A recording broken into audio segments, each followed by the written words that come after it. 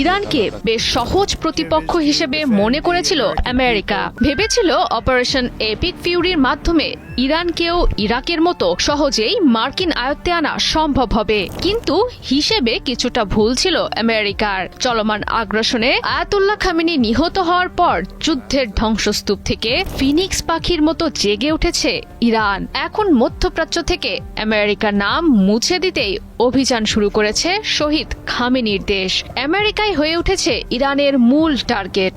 রিয়াদের পর ড্রোন হামলা চালিয়েছে আরব আমিরাতের দুবাইয়ে অবস্থিত মার্কিন কনসুলেটে।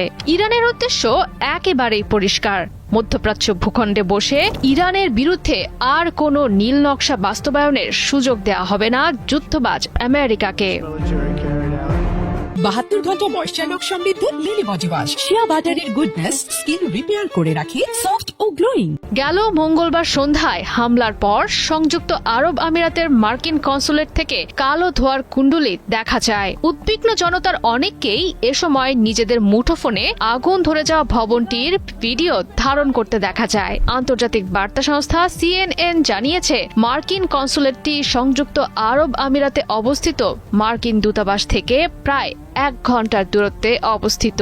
ড্রোনটি মূলত মূল ভবন চ্যান্সারির পাশে পার্কিং এলাকায় আঘাত এনেছে বলে জানা গেছে। হামলার পর সব কর্মীর খোঁজ পাওয়ার খবর নিশ্চিত করেছেন মার্কিন পররাষ্ট্রমন্ত্রী মার্কো রুবিও। সন্দেহভাজন ইরানি ড্রোন হামলাটির ফলে স্থানীয় জনগণের পাশাপাশি কনসুলেটের অবস্থিত মার্কিন নাগরিকদের জন্য বড় ধরনের নিরাপত্তা ঝুঁকি সৃষ্টি হয়েছে, যার প্রেক্ষিতে সতর্কতামূলক কর্মসূচি হিসেবে কূটনৈতিক মিশনগুলোতে কর্মী সংখ্যা যথাসম্ভব কমিয়ে আনছে মার্কিন প্রশাসন। অনির্দিষ্টকালের জন্য বন্ধ ঘোষণা করা হয়েছে সৌদি আরব, লেবানন ও কুয়েতে থাকা মার্কিন দূতাবাসগুলো।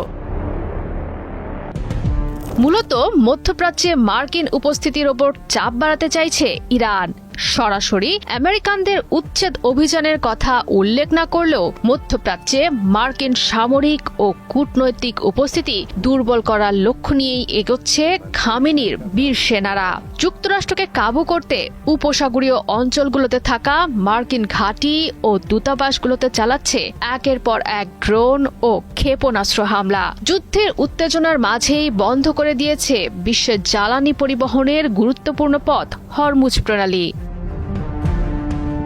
এ অঞ্চলে আমেরিকার উপস্থিতিকে পুরোপুরি অনিরাপদ করে তুলতে চাইছে ইরান। মনস্তাত্ত্বিক চাপ ও গভীর রাজনৈতিক বার্তা দেওয়ার অংশ হিসেবে ধারাবাহিকভাবে হামলা চালাচ্ছে মার্কিন উপস্থিতির স্থানে। কারণ ইরান বুঝে গেছে, কূটনীতির টেবিলে দর কষাকষির মাধ্যমে আমেরিকার মনে ভয় ধরানো সম্ভব নয়। তাই পরোক্ষ লুকোচুরি বাদ দিয়ে ইরান বেছে নিয়েছে প্রত্যক্ষ হামলাকে। তবে আপাত দৃষ্টিতে ধারণা করা হচ্ছে, অহেতুক কোনো মার্কিন নাগরিকের প্রাণহানি করা ইরানের লক্ষ্য নয়, বরং কৌশলগত উপায়ে আমেরিকাকে মধ্যপ্রাচ্য থেকে বিতাড়িত করার উদ্দেশ্যে নিজেদের পূর্ণ শক্তি নিয়ে নেমেছে ইরান। মঙ্গলবার দিনের শুরুতেই ড্রোন হামলা চালিয়েছিল সৌদি আরবের রিয়াদে অবস্থিত মার্কিন দূতাবাসে।